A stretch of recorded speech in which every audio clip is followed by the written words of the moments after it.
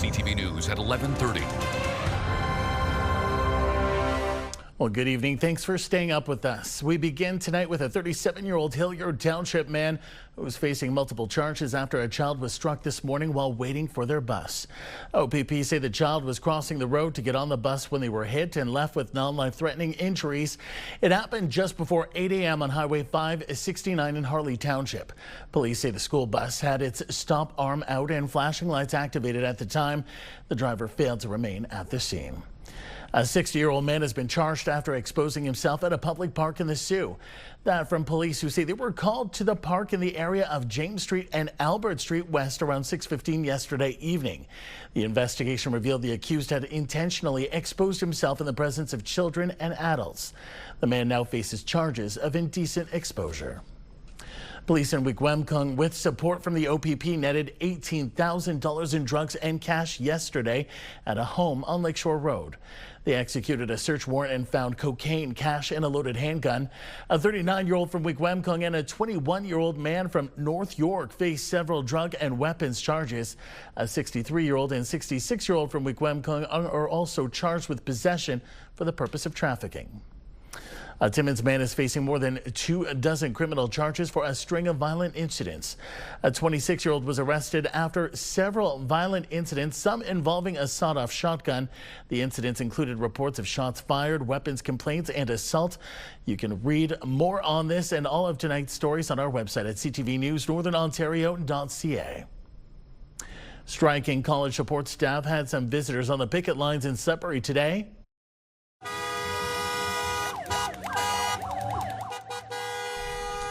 Provincial NDP leader Marit Stiles was joined by local MPPs Jamie West and France Gelina to support the workers, along with OPSEU President J.P. Hornick. Mediation between OPSEU and the College Employer Council is set to start Friday, with some key issues not being met on both sides. Despite that, there was optimism on the picket line this afternoon. I am very optimistic about the fact that the CEC has accepted to return to the table. I hope that we have a great bargaining team, and I hope that our bargaining team will get us the fair contract. We need to have a frank and open discussion about what's actually happening in the system and what they know is coming, so that we can work together to help mitigate it and ensure that Ontario's college system remains public, accessible, and affordable. You know, I think, as I understand it, everybody here wants to get a deal. They want to get a decent deal, but they want to be treated with respect and dignity. And they think, you know, they could be back in with a deal if the employer's back at the table and treating them with respect and dignity. The College Employer Council saying yesterday it learned OPSEU was seeking mediation through the media and that it's put forward more than $145 million in improved wages and benefits and job security, adding it has advised OPSEU of issues it cannot accept. We hope with the assistance of a government mediator, we'll be able to secure a fair deal that balances the need of employees, students, and the long-term sustainability of the college system. Merci Patricia et bonjour tout le monde. C'est an honor de me joindre à vous. Thank you and I hope you enjoy the rest. Meanwhile, at an event honoring the Franco-Ontarian flag, Nolan Quinn, the Minister of Colleges, Universities, Research Excellence and Security, was booed as he stepped up to give his speech. Some in the audience turning their backs to him as he spoke.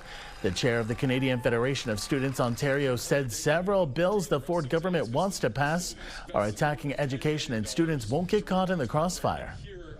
Yeah, ultimately, like, the government continues to attack education from every corner. So we're seeing multiple cuts to the program sector. We're also seeing Bill 33, the introduction of legislation of the provincial government that is trying to impose sweeping legislation across the entirety of the education sector at all levels. And we're seeing the government trying to attempt to create a divide between workers and students, and we're not going to stand for that. College support workers have been on the picket line for 2 weeks. Well, it's been just a few days since Sault Ste. Marie MPP Chris Scott was removed from the Progressive Conservative Caucus. Tonight, we're learning more about the difficulties he may face if he decides to stay on the job. CTV's Corey Nordstrom reports. Expelled from Ontario's Progressive Conservative Caucus on Monday, the future for Soo MPP Chris Scott is unknown from a legal and political perspective. Focusing on the latter, we speak with a political science expert from Toronto Metropolitan University.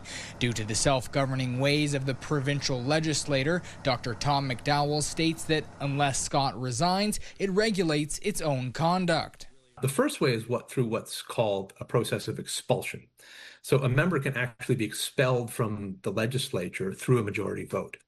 However, it's important to note this is an extremely rare process. The more likely scenario is with censure that has been seen in Ontario as recently as 2023 with Sarah Jama. Censure is essentially a process through which, through majority vote in the legislature, members are restricted from either speaking or voting in the assembly. With his legal matter yet to be addressed, another option could also force out the Soo MPP. If a politician is convicted and sentenced to an indictable offense of more than 2 years, they must vacate their seat according to the criminal code. Should Scott choose to stay on as an independent MPP, he can remain in the role until the government dissolves the House for the next election in either 2028 or 2029, according to McDowell. But there will be some major changes that may impact his ability to represent the riding. One of the major impacts of being removed from his party caucus is that he loses the support, the infrastructural support that comes along with belonging to a party. And so that will mean less access to financing. That will mean less access to the party apparatus that essentially supports MPPs. Scott's constituency office has been closed to the public since Monday, say neighbors. His removal from the PC caucus does not impact the office as it's paid for by the Legislative Assembly. Corey Nordstrom, CTV News, Sault Ste. Marie. Residents and a Sudbury City Councillor say they have more questions than answers at the moment following a release of what appears to be dust from the Glencore smelter over Falconbridge. Feeling very unsafe right now, like almost gaslighted by the company because they're doing their due diligence every week to do these safety checks in the community with the alarm systems and all of that. If this is an emergency or this is an urgent situation, those communication protocols should have been followed. They need to be more diligent with what is happening in the future. Technology should and does allow for them to have proper safety protocols.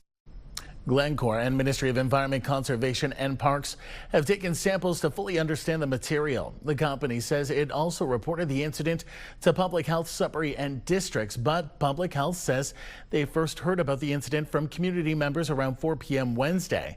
Public Health has issued precautions for residents of Falconbridge, including using protective equipment when cleaning dust from properties, not to eat affected garden produce, keep children and pets away from playing in affected areas, and turning off air conditioners and furnaces until further notice. The controversy over speed cameras continued today. Well, some drivers hate them. Others say they understand why the cameras are needed. In recent months, Ontario has been ground zero for attacks and vandalism targeting speed cameras in cities like Sudbury. Now, Ontario Premier Doug Ford, who is not a fan of the cameras, is announcing plans for legislation to outright ban them in his province. Instead of punishing people retroactively with speeding tickets days or weeks after the fact, we're supporting practical, proactive traffic calming measures that stop people from speeding in the first place. Ford says he hopes to replace speed cameras with new flashing signs, speed bumps, roundabouts and curb extensions. In Sudbury, Mayor Paul LaFave continues to back their use. We're getting calls from folks to saying we want speed cameras in our area because we're aiming for school zones, make our kids safe, as well as areas where people can't even get out of their driveways because the people are zooming by. It's a 50-kilometer zone, yet they're going 80 and 90. Ford says later this fall he will support shutting off the speed cameras. Well, Greater Sudbury has announced their new fire chief today. Rob Grimwood will be joining Sudbury's fire services late next month. Grimwood comes with nearly 30 years of experience in fire services. Almost half have been in a leadership role. He'll take on the new director-level position as the city transitions from a combined chief of emergency services model to dedicated leadership for both fire and paramedic services. Today is the 50th anniversary of the Franco-Ontarian flag. To celebrate, politicians, students, and teachers all gathered at the University of Sudbury to raise the historic flag. CTV's Madison Merrier reports. Francophones in Sudbury were beaming with pride and excitement as they celebrated Franco-Ontarian culture today. It's extremely important that we celebrate that diversity of our culture here.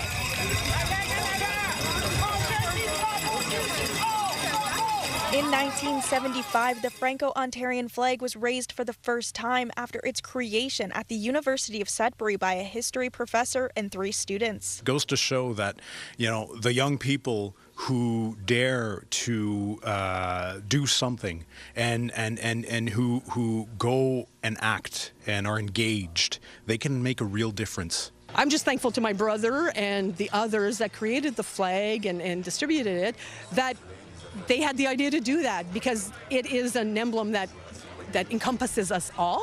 Gevres says that the flag represents her pride as a Franco-Ontarian, and it's a way of connecting with everyone through the shared language and culture. So today, they celebrated. We speak French, but we're from Ontario, and we're proud to brandish that flag here in Ontario.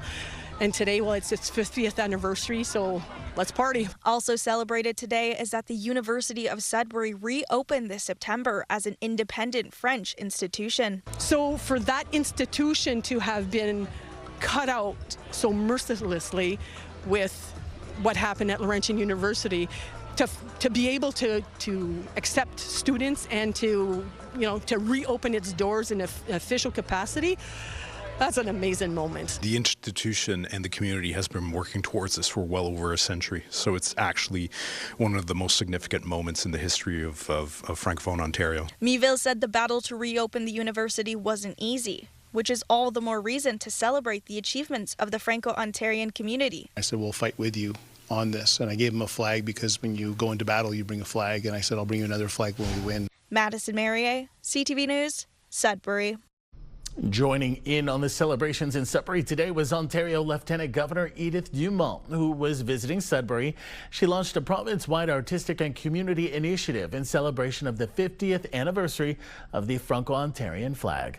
Unveiled at Place des Arts, it's called Celebrating 50 Years, Shaping the Future Together. The aim is to bring together artists and community members across Ontario, supported by cultural, community, and academic organizations. Together, they'll be creating works of art that officials say will form the foundation, a collective exhibition showcasing the diversity, vitality, and creativity of Ontario's francophonie. La francophonie in Ontario. So it can be articulated through artistic projects. So this is why we are asking the community of artists to come, meet people, citizens, and foster their energy, foster their will to create something that will tell a story about the francophonie in Ontario. Dumont ended the day at Banquet des Franco-Ontariens at Collège Boréal. It's an event and awards gala celebrating the French culture and organized by Lac Sudbury. Dumont is the province's first Franco-Ontarian lieutenant governor. Time now for a short break here on CTV News. Coming up, Rick, we'll have your full weather forecast.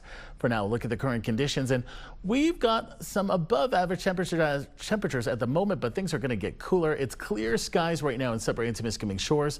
10 degrees in Kapuskasing. Some mist moving its way into Sault Ste. Marie. That's more mist than fog. We'll have details coming up in a moment. When you see it happen, send it to CTV News. Text 10400 from your screen to ours. Text 10400. Looks like we might have some precipitation spread across the northeast. You can see this band stretched across Chapleau, south of Kapuskasing, and Moosonee as well. That'll move across the northeast into the province of Quebec. Some scattered shower activity. Again, chance of showers in the forecast for tomorrow, as you are about to see. This is what it's going to look like by, well, Saturday as well. There's a chance of showers on that day. Then loads of sunshine. Let's take a look at some of the conditions you can expect. Sudbury, Nickel Belt, chance of showers for a couple of days at 1921. How about this stretch of sunshine for no less than 4 days? We've got Sunday, Monday, Tuesday, Wednesday at 24, 23, and 19, all above normal for this time of the year heading into the month of October. Sault Ste. Marie, Algoma, chance of showers at 40 and 60%. Then we go with the sunshine Sunday, Monday, Tuesday, and Wednesday as well, and those temperatures 23, 22, and 20. So either mainly sunny skies or some sun and cloud in the forecast. How about a look now at what's happening for Timmins, Cochrane, Kapuskasing? Chance of showers at 60%, a good bet there for tomorrow and Saturday. Then the sunshine arrives Sunday, Monday, Tuesday, Wednesday. A couple of days of straightforward sunshine. Then we've got some sun and cloud at 18 and 19 Tuesday and Wednesday. Temiskaming Shores, Kirkland Lake, chance of showers or drizzle for tomorrow. Chance of showers at 60% on Saturday. Here we go. Sunday, Monday, Tuesday. Sunshine at 22, 21, and 20. The sun and cloud Wednesday, high of 19. But take a look at some of these evening temperatures beginning Monday. So high front is going to appear in northeastern Ontario, but some cooler temperatures at night at 4, 1, and 2. Let's have a gander at what's happening for North Bay and West Nipissing. Chance of showers, drizzle tomorrow at 18. Chance of showers Saturday. Then we go sunshine Sunday, Monday, Tuesday, and Wednesday. 23, 22, 20, and 19. Well above normal for this time of the year. 15, but the evening temperatures Tuesday and Wednesday will drop, as you can see, from 10 to only 4 next Tuesday and 6 by next Wednesday. So Ian Campbell, the sunshine is coming. Just give it a day or so. By Sunday, it'll look nice, real nice. So keep your fingers crossed. Back to you. I'm crossing everything. Thanks, Rick. Well, September is Childhood Cancer Awareness Month, and as it comes to a close, the hospital in Sudbury recognized the courage of children receiving care and their families today. CTV's Lindsay Alick reports. These are some of the faces of children fighting cancer in the Northeast. My child's name is Gino Leclerc, and he has pleuropulmonary blastoma. It's a super rare childhood cancer. Essentially, he had a tumor in his lung, and it's very aggressive, and it kind of takes over. Julian first got diagnosed in 2022. It was really reassuring because I knew some of the faces around here. We did have to spend a lot of time at Sick Kids in the beginning, but coming home was always a wonderful thing. Dr. Sean Murray has worked in pediatrics at HSN for 25 years and says it used to be that most patients would have to spend the first month of treatment in Southern Ontario. Now, he says, for the most part, many can receive up to 50% of their entire treatment locally. That's because there are just some things that we can't do with the resources we have in terms of the intensivity of the treatment and the specialized nature of some of the actual supports that are required, like surgically, radiation, even some of the inpatient chemotherapy needs we can't support in Sudbury. But what it's done is it really has, in the 25 years I've been here, done a huge amount of work in a positive way of bringing kids closer to home for as often as they can be there in their cancer journey. Murray says HSN is seeing between 95 to 100 kids regularly with varying diagnoses. Our clinic serves the Northeast, so it's important to know it's a fairly large catchment area. So we saw a kid today that comes from the James Bay coast, so it's quite a ways away, you know. Right now, active treatment children, so kids on chemotherapies, there's 13.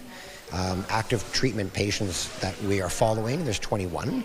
We see between 60 and 70 patients in what we call aftercare. The celebration included a visit from local firefighters, growler from the Sudbury Wolves, and children's activities. Both Gino and Julian are currently doing well, but will continue to receive treatment here at HSN. Lindsay Alick, CTV News, Sudbury. Cinefest has announced the winners of this year's film festival in Sudbury. 16 films were recognized in 17 categories. Outstanding was the only film to win in 2 categories: Audience Choice Award for Best Feature and Outstanding Female-Led Feature Film. We have 4 winners to announce in the CTV Best in Shorts competition. First place went to Mr. Noah and the Second Flood. Second place went to Double, and the CTV Best in Shorts scholarship went to Behind the Screen, directed by Nation North. For a full list of this year's winning films, you can visit cinefest.com. Students at West Ferris Secondary School have done it again, collecting thousands of pounds of food for their local food bank. CTV's Eric Tashner has the final tally. There's a spirit of giving in the air as the West Ferris Trojans unload carton after carton from this truck full of food and hygiene items for the food bank. Makes you feel good. Makes you feel good that we can help the community as a school and do our part.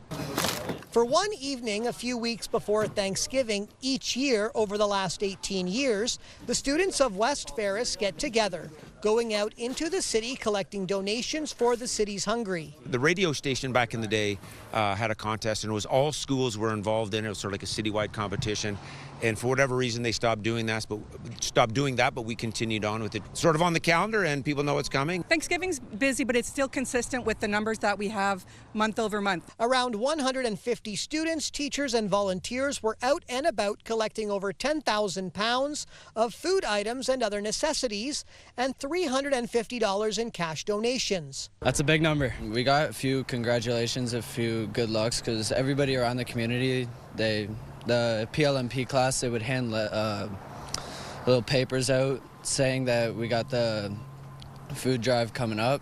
The North Bay Food Bank is gracious to receive the donation, as the food collected will ensure its inventory is stocked for its food hamper program.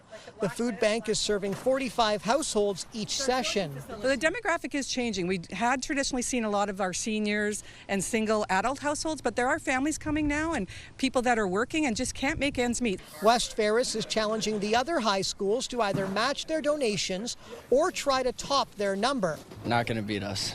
They're not going to beat us. If your home was missed, you can still make a donation directly to the food bank. Eric Tashner, CTV News, North Bay. Well, still ahead tonight on CTV News. A Sudburyan and Canadian hockey star is hanging up her skates professionally. More on her retirement after this break.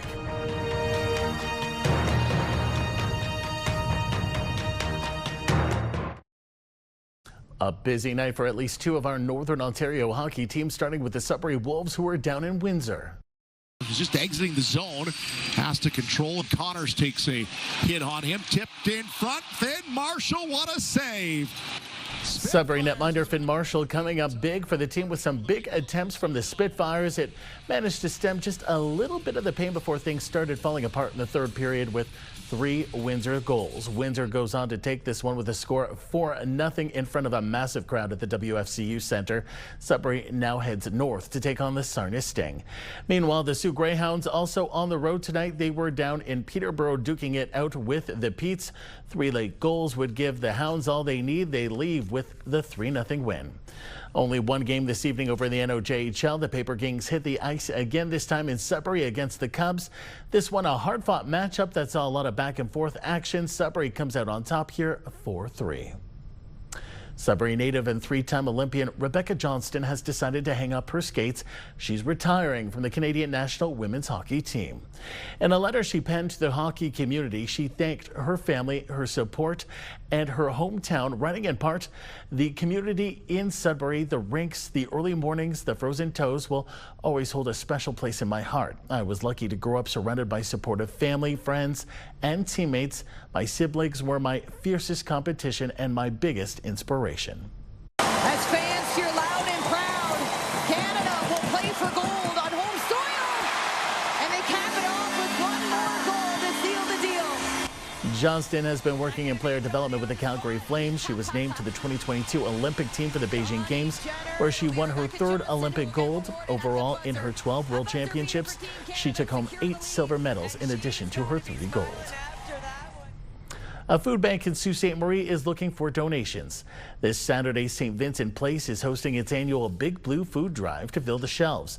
You don't even need to leave your house to donate. Put non-perishable goods in a box or back at your curb by 10 a.m. this Saturday, and the St. Vincent Place volunteers will come and pick it up. If your donations haven't been collected by noon, just let the food bank know by visiting vincentplacessm.ca/missed. Finally, some personal news we want to share with you tonight, our viewers. CTV Northern Ontario was up for 2 awards tonight at the Radio Television Digital News Association, and we've won 1. Earlier this evening, it was announced that we've won an award for Best Audio Visual Storytelling for our highlighting of a sugar shack here in the north, Massey to be specific. Shot and produced by our own Alex Lamotte, it captured the heart and passion needed for such a storied pastime. We're also proud of Alex's work and wanted to share this news with you, and here's to more storytelling and sharing your stories in the year ahead. That takes us to the end of our newscast this Thursday night. For the latest news anytime, remember you can head to our website, CTVNewsNorthernOntario.ca.